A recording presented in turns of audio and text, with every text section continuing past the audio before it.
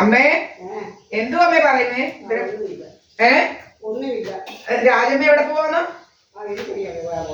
ആ അടുത്ത തുടങ്ങി. ഇനി ഇവിടെ ഒന്നും വിളിക്കരുതെന്ന് പറയണം. പിന്നെ പോയേച്ച് പോകുന്നിടത്തോട്ട് വിളിക്കണം, ഇവിടോട്ട് വിളിക്കണ്ടെന്ന് പറയണം. ആ അല്ല ഇങ്ങോട്ട് വിളിക്കുമല്ലോ, അവിടെ കേറ്റിയില്ല ഇവിടെ കേറ്റിയില്ലെന്ന് പറഞ്ഞോണ്ട് വിളിക്കുമല്ലോ. ആ നമ്മളെ വിളിച്ചില്ലേ ഇന്നാളില്?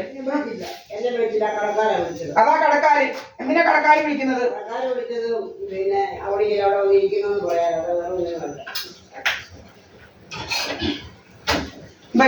നിന്നിട്ട് ഒക്കുന്നില്ലയോ?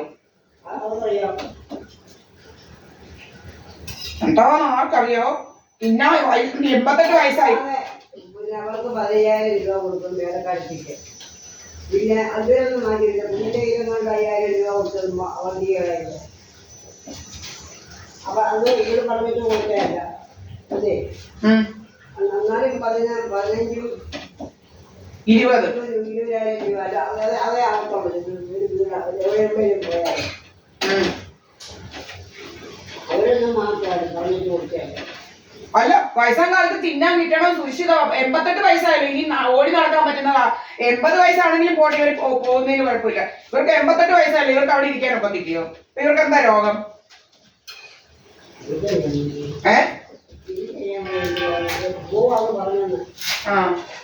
എങ്ങോട്ടാ? പെൻഷൻ കുറവാണ്. ഞാൻ പറഞ്ഞു ഏത് ഇവിടെ പോയാലും പെൻഷൻ കൊടുക്കുന്ന ആളുകൾ എവിടെ പോയാലും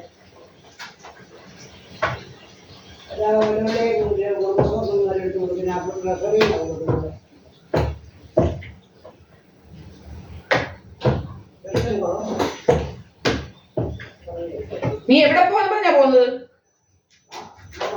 കേറ്റുന്ന ആരെങ്കിലും വേണമല്ലോ ഈ പോകുന്നത് എവിടാന്ന് അറിയണ്ട.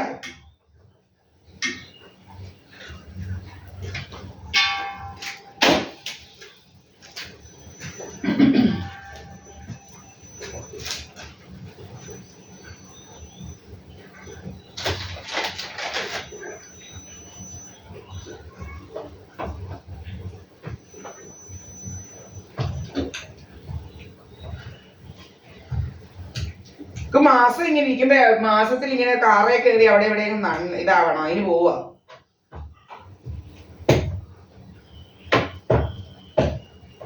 കഴിഞ്ഞ പ്രാവശ്യം കാശൊക്കെ ആയത് നോക്കാം.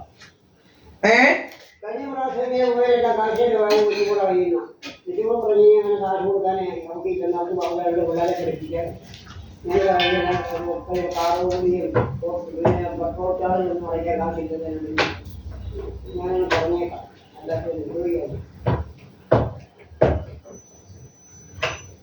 നോക്കാൻ ആളുണ്ട്, വർത്താനം പറയാൻ ആളുണ്ട്, പിന്നെന്തു വെച്ചടാ എന്താ രോഗം എന്തായാലും.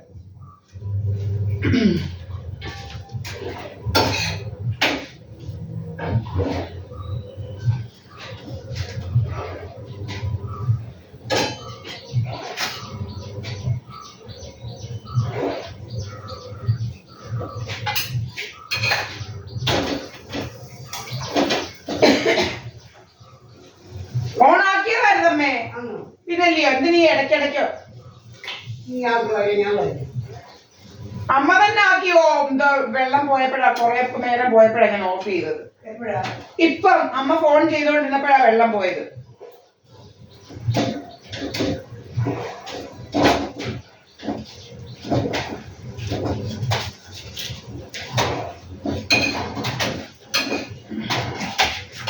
അവർക്ക് കാശുണ്ട്, അവർക്ക് നടക്കാൻ കാശുണ്ട്, അതിനാ അവർ പോകുന്നത്.